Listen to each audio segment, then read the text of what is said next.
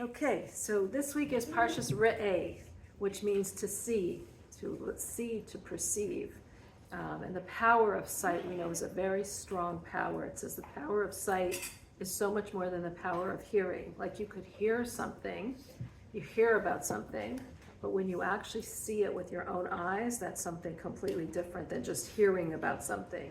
And that's why it says that someone who witnesses a crime can never be the judge because he sees it, so there's no way that he is going to be open to any other outcome because he knows what the outcome is going to be.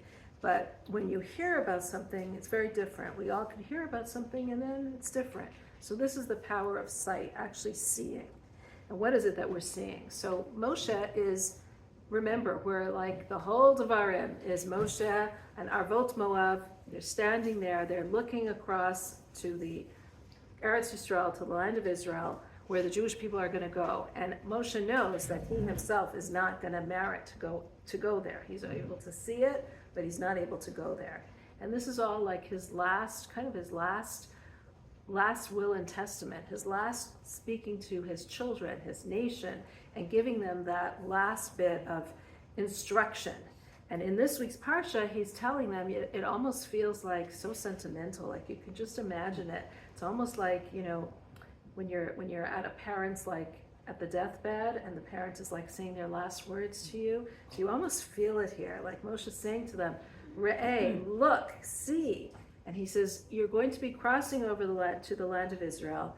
And when you are going to cross over, you're going to be hearing the klalot and the brachot. The klalot are going to be said, and the brachot. The brachot will be said on Har Grizim, on the Har of Grizim, and all the people would answer Amen. And the klalot would be said on Har Evel, and all the people would answer that it should not be, right? We should not have those. And this is what you are going to be doing, but this is what you need to choose. You should choose the brachot when you follow God's teachings, when you follow the Torah. Choose the brachot. These are the brachot that you will get, the blessings, rather than the klalot, rather than the curses. And so he starts off, Re'eh, see, Anochi nasein lachem, I'm giving to you habracha v'haklala, the blessings and the curse. And choose the blessings. Be the ones that choose those blessings. Now, this obviously teaches us that we have freedom of choice. It's in our choice to choose. This is one of the 13 principles of faith that we believe in, that we have freedom to choose. We have freedom to choose our actions, and those actions are what we independently choose, how we want to lead our life. So he's telling us to choose it. This is in your hands to choose. But it's interesting when we look at the Targum. The Targum, it means the translation. So if you ever look into a Chumash, you'll see, if you have one here, you'll see there's a part that says Targum Yonatan, right? Or Targum Onkelos. There'll be a part that says Targum Onkelos, which will be the translation of the Torah into Babylonian, into Aramaic. See, what happened was when the Jewish people were exiled in the Babylonian exile, many of them did not speak Hebrew. Many of them could not understand. Has the Targum there? There we go. Okay, so there you go. You could pass it around and you can actually see Targum Onkelos right here is how it will be translated into Aramaic, because that was the language that the most people spoke then. And in fact, we're told to review every week the Torah. It's a mitzvah to review the Torah portion twice, to review it twice, and once, right. Once we review it twice in the actual Hebrew, and once in the Targum, in how the Onkelos translates it. You'll see many men will be doing this every week. They'll be reviewing the Torah twice in the Torah in the Hebrew and once in the Targum. So the Targum was made because many Jews, this was during the Babylonian exile, many Jews did not speak Hebrew. They did not understand Hebrew. So it was translated. It's like the Art Scroll that we have today, right? That translates everything into English. It was translated so people could understand it. There was another Targum that was called Targum Yonatan or Yerushalmi. And that Targum was Yes, Yerushalmi, that was done also when the people were in Israel, when they returned to Israel, but still many of them did not speak Hebrew, did not know the Hebrew, so it was translated into Aramaic, so people would understand what it's saying, what it means. So Targum Onkelos, the one that you just saw, the translation that you just saw, is a very accurate translation of the Torah. It's very literal and very accurate. Targum Yerushalmi is more incorporating the nuances of the text in terms of like what it means, what the oral traditions are. Part of it, it kind of puts it in as well. Targum Onkelos is very straightforward, very exact, very precise in the translation, but very literal. Targum Yerushalmi is more the inner dimension of the meaning of the words and what are the inner implications of it. What about the Rashi? So Rashi explains it. Rashi is like a primary explanation, like why does it say this? Yes. What is it trying to teach us this? But this is just the translation of it. Now, when we look at the Targum on these words that Moshe said, Re'eh, see that you have before you the bracha and the klala. Anochi nosein lachem, he says, I am giving you, which is talking about God. Re'eh anochi nosein lachem hayom. I, God, am giving you today to choose between the bracha and the klala. And when the Targum translates it, so Targum Onkelos, which is the one that we just saw, the literal translation, translates it as the bracha and the klala, the blessing and the curse.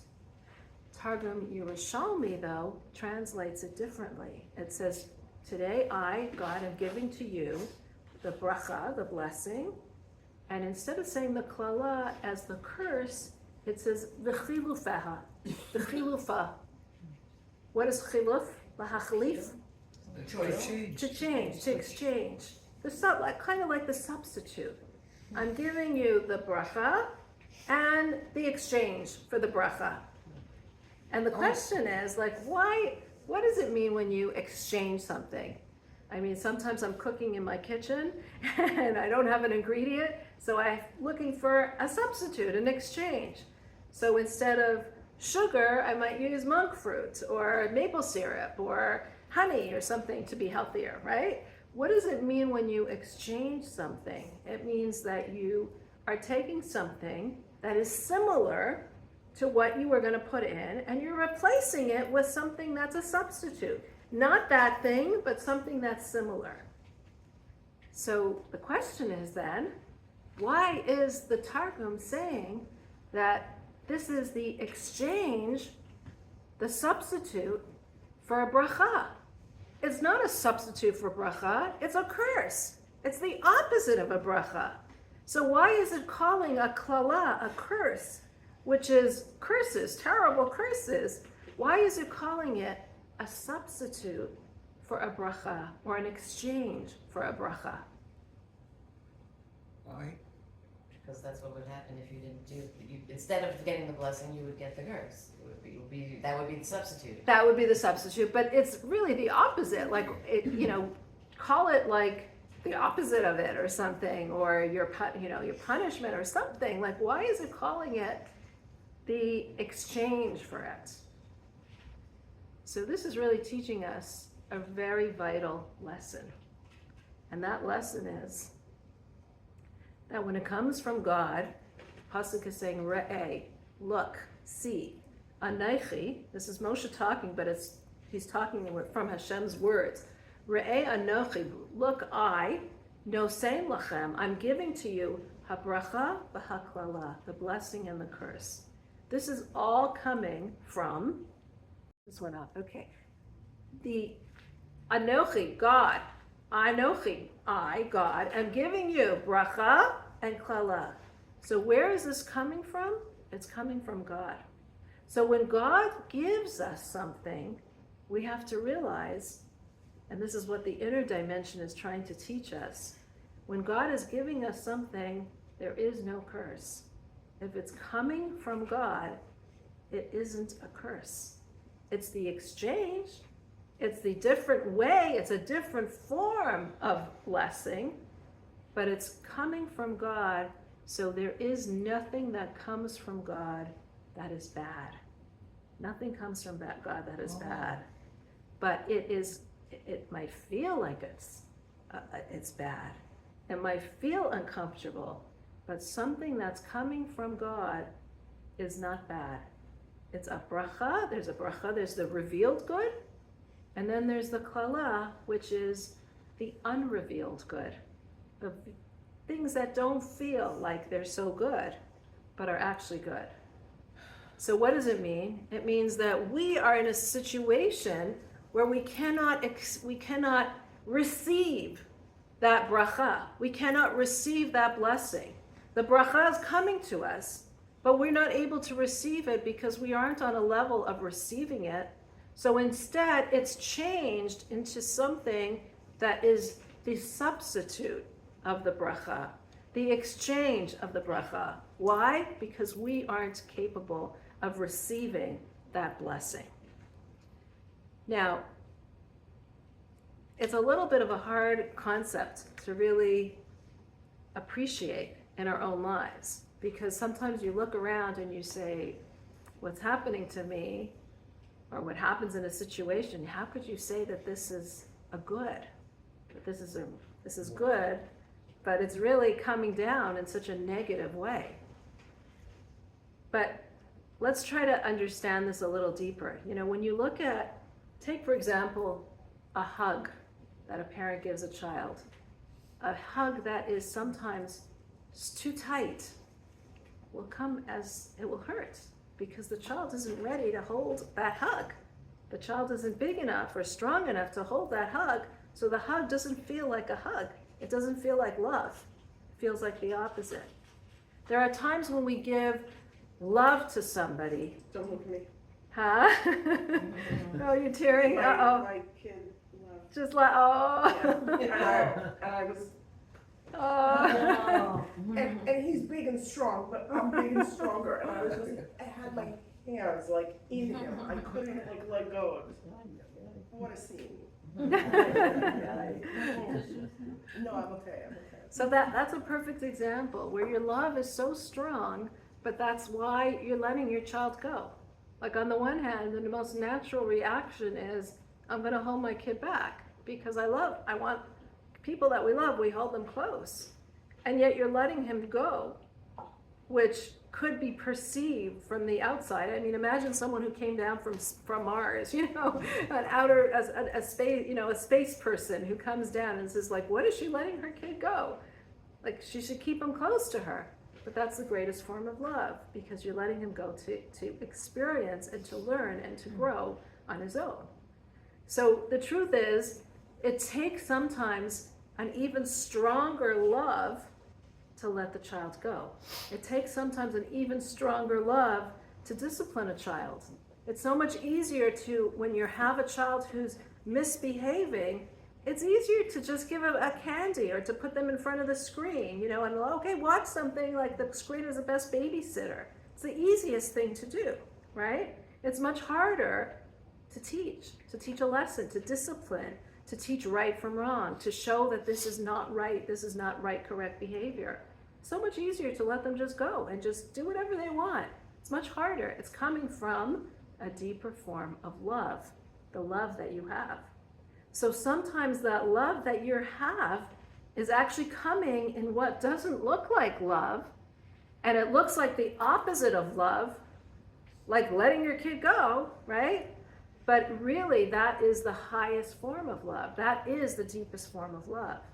So much so that the Alter Rebbe says something phenomenal that is like, it's hard for me to even appreciate it, but like it's so wow, that curses, or what feels like curses, punishments, what feels like a punishment, what feels like a trial, a tribulation, a challenge in our life, is actually a higher form of from God.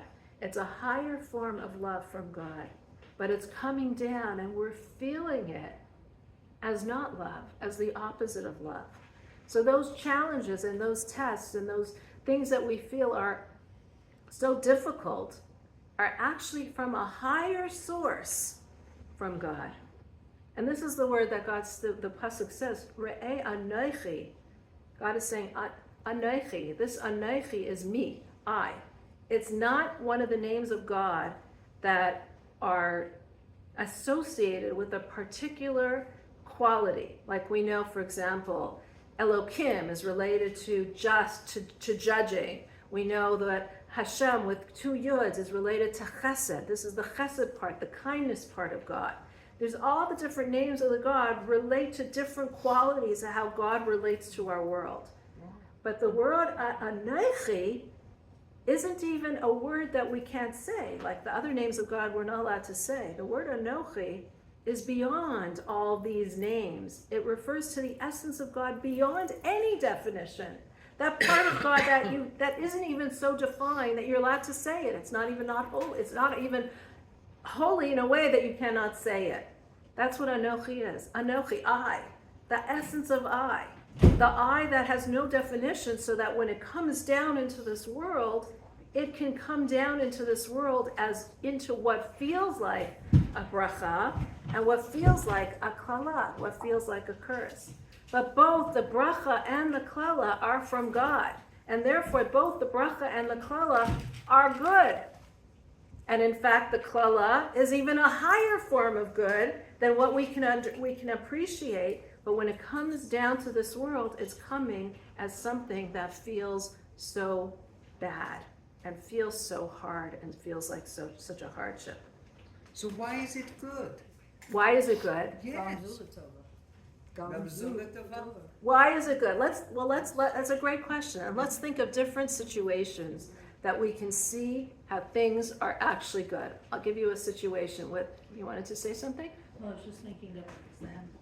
Yes. I was just reading recently, during the Holocaust, when parents had to give their children away, Yes.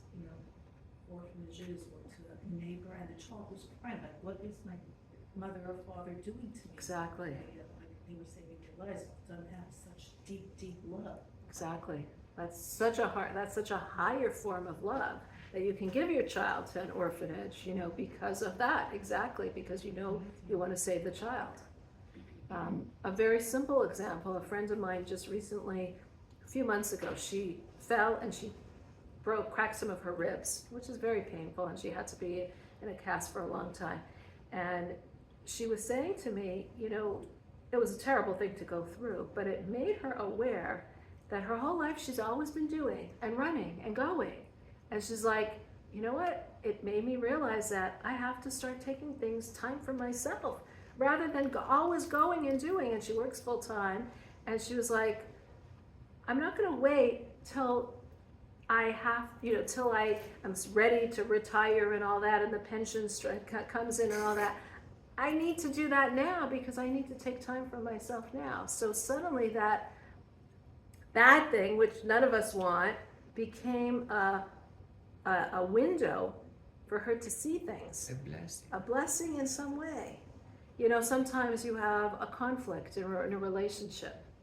A conflict in a relationship makes you look deeper to see what is going on. What is my real needs? What can we really change in this relationship?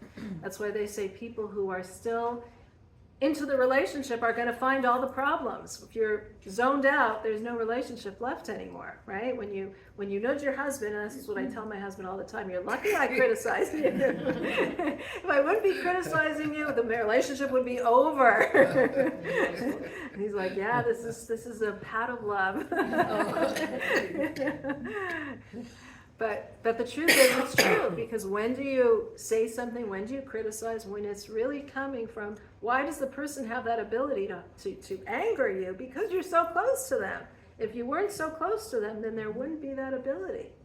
So can you think of any other examples where we see things that happen to us that feel like a klala, they feel like a curse, but really that klala is a bracha, but it's an exchange, because it's not the open revelation of kindness, but in some way it's an even higher form of kindness and goodness.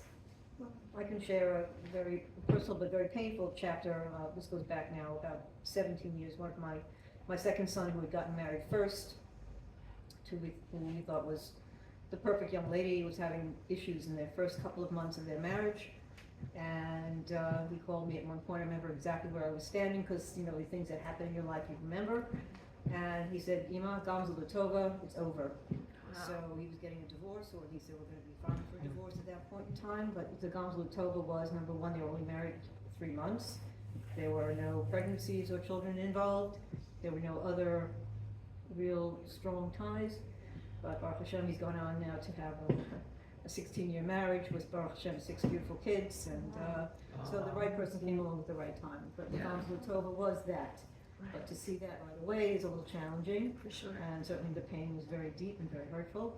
But to keep that equilibrium and to go forward and positive is that Gamza Latova, because the Nes and Nisayon, Nes meaning miracle and Nisayon meaning test, are from the same word.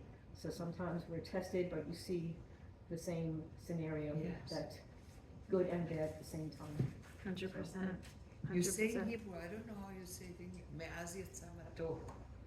Mm. You know this? Something, that's nice. something sweet comes from it. Yeah. Yeah, something sweet comes from it, yeah. Wow. So, all right. So when we speak about, you know, we said that these are the good things that are really within, even the klala, even if it's coming from God, if it's coming from Anochi, from that part of God that is above every kind of definition, so it can, coming out of it can come the good or the bad, can come whatever any person needs. It goes through that prism of that person. You know, an example would be, for example, you know, you're watching a child have chemotherapy treatments, you know, and God forbid, and I remember this very very strongly. You feel like at one point, like you want to just pull that chemo line out of the child's, you know, and then on the other hand, you realize this is what is going to be life-saving.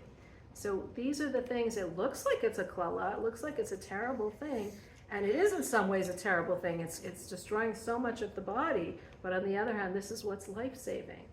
You know, on the other hand, sometimes you want to just do a kindness, giving to a homeless person who is going to use that money to buy drugs, God forbid. Have you done a kindness? No, you haven't done the kindness. So here's where you see the opposite, where you can be giving a kindness and it's really not a kindness at all. So when it comes to God, it says everything that comes from God is only positive. There was a story that after the student of the Baal Shem Tov was the Maggid of Mezrich, and after he passed away, there was a lot of negative things that happened to the Jewish people. This was back in the former Soviet Union, Russia, and there was a lot of decrees, that anti-Semitic decrees that were happening to the Jewish people soon after he passed away. And to add insult to injury, it wasn't only terrible decrees that were happening, but there was also at the time a lot of natural disasters that were happening as well. And one of the students would he called out to the Maggid, and he had a dream where he said the Maggid appeared to him, his teacher appeared to him, and he says, I don't understand, like it's supposed to be that a tzaddik, even after he passes away, has so much power. Like that's why we go to the Rebbe's Ayil, right? Because we know even after the tzaddik passes away, they have a lot of power. They're not limited anymore in a body, so they have a lot of power to really help us in this world. And so the student said to his teacher, the Maggid, he said, you're supposed to have so much more power now in order to help us. How is it that you're not helping us? Look at what we're going through, the terrible famine or the natural disasters and the decrees that we're going through. And the Maggid said something very interesting. He answered him in his dream. He said to him, you know, when I was in this world, I felt all the negativity, I felt all the hardship, and it was hard for me to bear that hardship.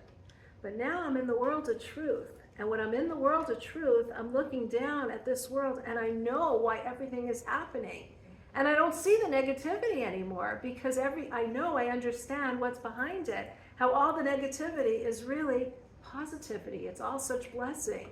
When you know that it's such blessing, then you don't feel such a need to pray for it to be over. And that's why, by the way, that we're never allowed to justify another person's suffering. We can never look at another person's suffering and say, oh, it's for the good. It's because God wants it. It's for a good thing. When it comes to yourself, you're allowed to say it's for the good. That's how you work on yourself.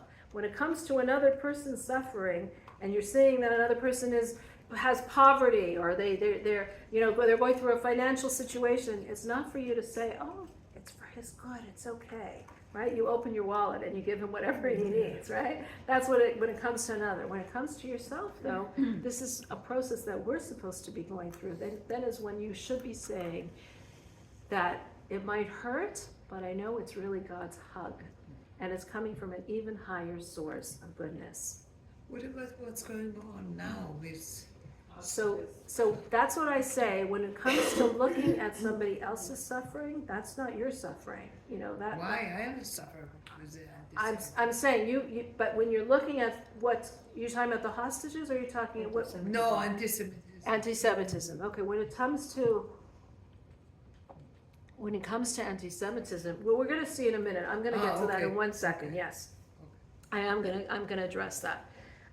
Before I address that, though, I just want to say, so this is how we can understand why the Targum explains it differently. So Targum Onkelos, which we just said, is right there in the Chumash, which was done in Babylonia. It was very straightforward. It translates them as klala, as a curse. But Targum Yerushalmi, which was in Eretz Yisrael, where the concealment in Eretz Yisrael was not as strong, because it's Eretz Yisrael, it's the Kedusha, it's the Holy Land. A Holy Land doesn't have as much of that concealment. So in that, when they translated it from Targum Yerushalmi, they were able to explain the inner dimension, which the concealment, what does it mean, a translation? What does it mean when we translate something? When we translate, the fact that it was translated means that there's a concealment, that we're in exile. Because if we weren't in exile, we would all understand Torah in the original, in Lashon HaKodesh, in the holy tongue. The fact that we need a translation means that there is a concealment. We're not feeling godliness. We're in exile. We're not feeling the holiness and godliness all around us. The higher the concealment was, Targum Onkelos was in Babylonia. It was exiled out of Israel. So the concealment was so strong that they looked at the curse as a curse. It felt like a curse. It is a curse. Targum Yerushalmi, which was in Eretz Yisrael, which was in the land of Israel, saw beyond that. It had less of a concealment because it's in the Holy Land. And it says, hold on, even a concealment, even a klala is not a klala, but it's an exchange from the blessing. It's the opposite of a blessing. It's the substitute of a blessing. And that's why that translates, Yerushalmi translates it as such. Now, as far as our concealments and the situations that we go through. So, when we go through a situation, and we mentioned a few examples of situations, how do we look at the situation? You lost your job. Do you see it as the end of the world? This is terrible? Or do you see it as this is something that is opening the door for a new opportunity, right?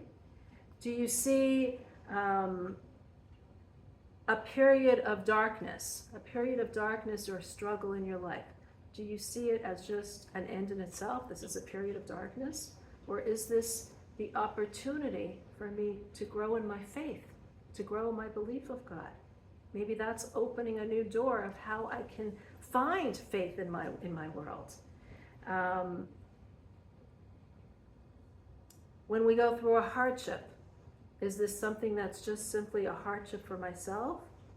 Or is this a way of opening myself up to become a more compassionate human being, because I understand what other people are going through?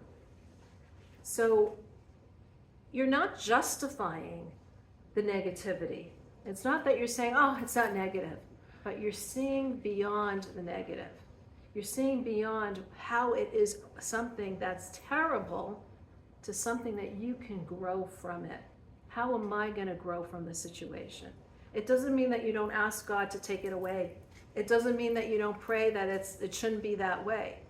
You can pray that you want revealed good in your life. But how am I going to look at that thing? Am I going to see it as just, this is a closed door? Or this is a door that's opening to something else? And the way that I am seeing it, the way that I'm interpreting it, the way I'm looking at the situation is literally the difference between a bracha and a klala. Did you see that? You've just changed the klala into something that has the ability of being a bracha through your attitude. So you have the ability to choose. You're choosing. Re'eh, choose. See. How are you going to see it? Are you going to see a bracha as a bracha and a klala as a klala, a blessing and a curse? Or are you going to see a blessing as a blessing and a curse as something that can help me to grow and become a better person? And if you've seen that, then you've actually changed the klala, the curse, into a bracha. So your process is what's actually uncovering what's going on in the spiritual worlds. Because we said in the spiritual world, that curse is coming from a much higher place, from a much higher degree of love of God. It's coming into our world. So the question only is, how am I receiving that? Am I receiving it as a bracha? Am I receiving it as a klala? Or am I receiving it as something that could be in between there, something that could be a form that I can learn from and develop and grow from? So you asked about anti-Semitism. Yes. So how do you see the anti-Semitism? It's a terrible thing. It's a terrible thing that people are like that, yes. Mm-hmm. Can we learn from it? They are evil. They're evil, yes. No, I'm They are definitely evil, and I'm not excusing their behavior, but is there any positive, I don't even want to say the word positive with anti-Semitism, but is there any substitute that we can see? Is there any other way of looking at it? that we feel more Jewish, Oh, stronger. yes. But not everyone. I don't know. Not everyone, and it's There are not some people hiding their 100%. It's up to us to make that choice. But if you look at the numbers, and statistics have shown, it was a crazy amount of how many people in Israel since October 7th are now keeping Shabbat, crazy amounts. Yeah. You know, which, is it good? Is it good that October 7th happened? Of course not. No one's saying it's good. It's a terrible thing. But can we learn from it? Can we find something from it that we as a people are growing from it? Can we learn something from the anti-Semitism that we're surrounded by, that we as a people are more united, that we dig more into ourselves, we become more into our faith. And again, it's a personal decision. It's not like, oh, well, but that one isn't person and that person isn't. It's what am I going to take from this situation? How am I going to look at the situation? What is the situation going to create in me? And it's not easy, especially when you're living through it, especially when you're living through a klala. You know, like, again, look at that chemo situation of a child in chemo treatment. You're looking at it and you're not seeing that as the good. But that is the fluid that's going through it is life-saving. It's terrible, but it's life-saving. You know, a vaccine that you take a child to have, an operation that you take someone to have, you're putting them on the operating table and they're cutting him open. You know, and I think the Rebbe once said, like, if someone would see it, like what's being done to this person. Imagine someone who has no understanding of medicine, and what do they see? They see this child that you're putting on this table, this cold table in this cold room, you know, full of antiseptics, and they're seeing you take a knife and actually cutting them open. I don't have to get graphic or anything like that, but like, imagine someone who's watching it, they would think you're torturing this child. And imagine when you have to, chas v'shalom, take off a limb, cut off a limb in order to save the person. It's like, what horrors are you doing? What horrible people are you? But this is what is life-saving. This is what is creating the life of the person. So are you doing something terrible? No, you're doing something full of kindness and full of goodness in order to save them. But how we take those situations is our choice. It's our decision. And this is not something that Moshe is saying is far off. It says, Anochi nosem lecha. This is hayom.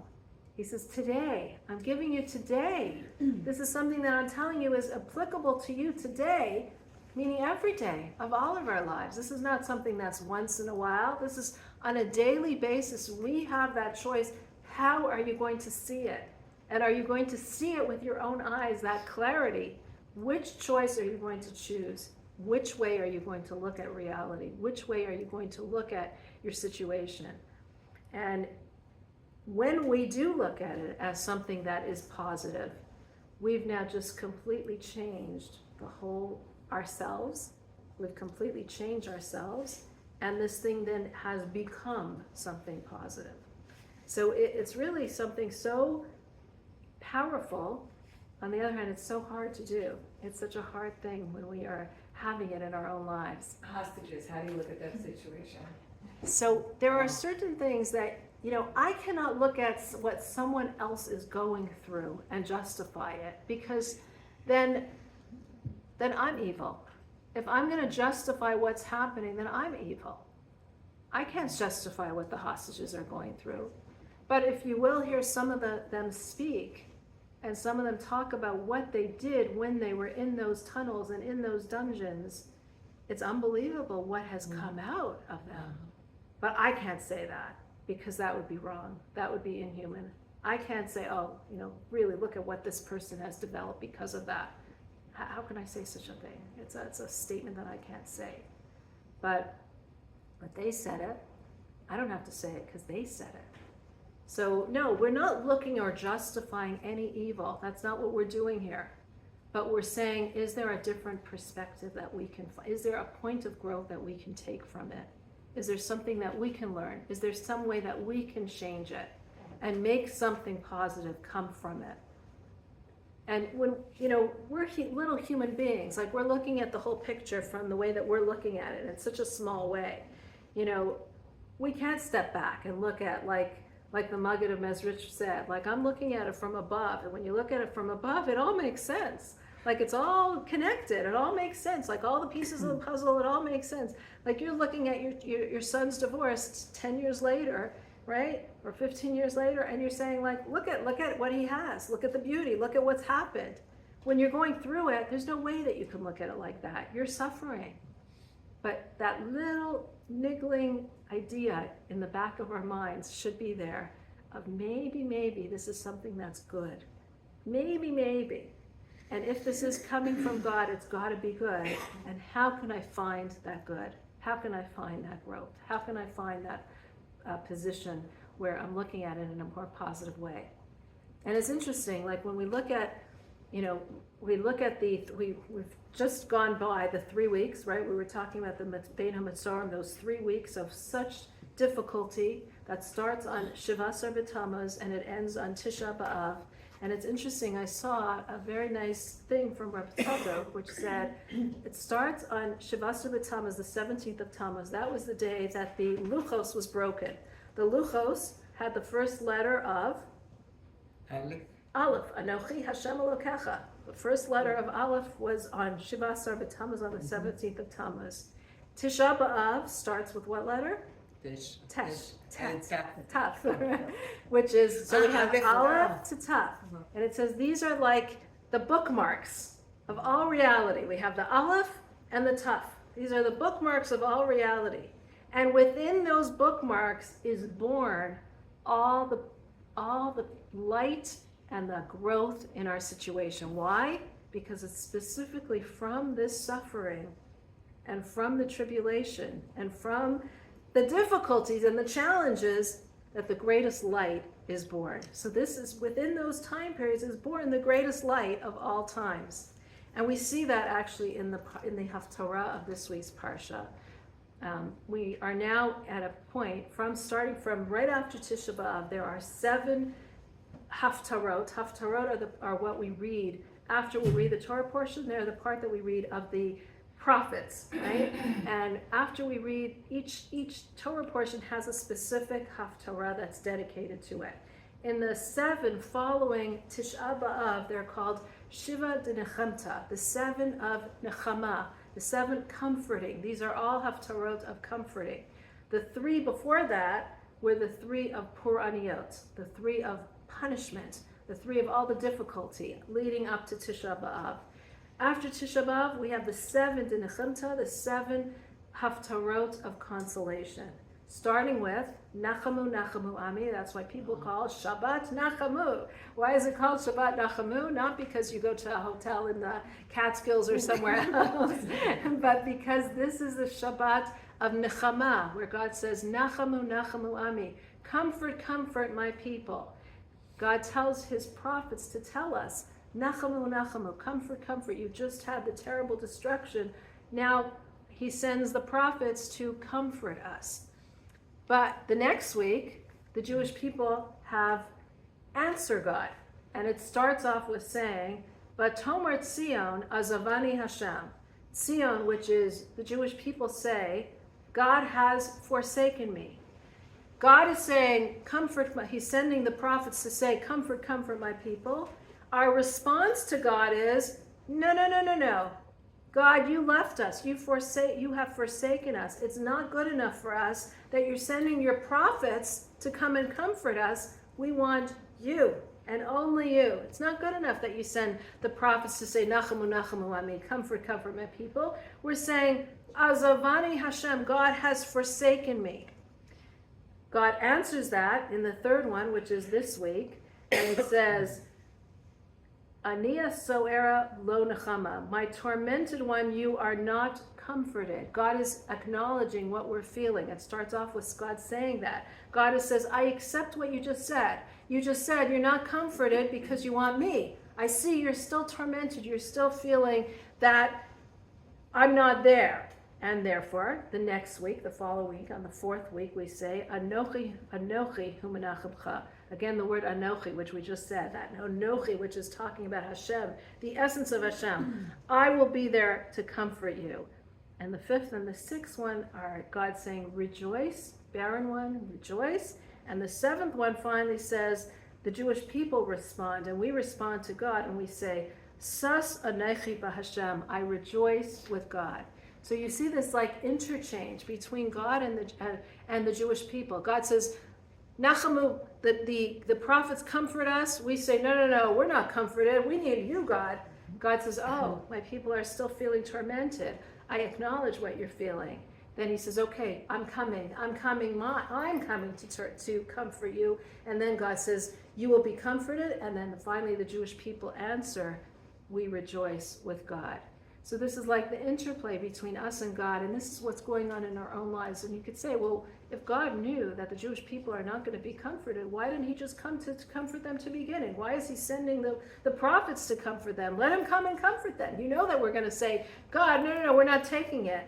And the answer is because God is waiting for us to go through that process. We need to go through that process. So when we go through that process of the suffering that we're going through, you could say, well, what do you mean? Why is God giving us that? Because we need to go through that process, and it's going through that process that we find the actual bracha, that we actually find that blessing.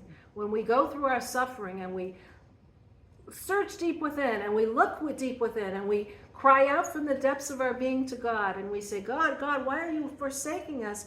We are now in a deeper relationship with God where we're able to then see what is happening as something coming straight from God.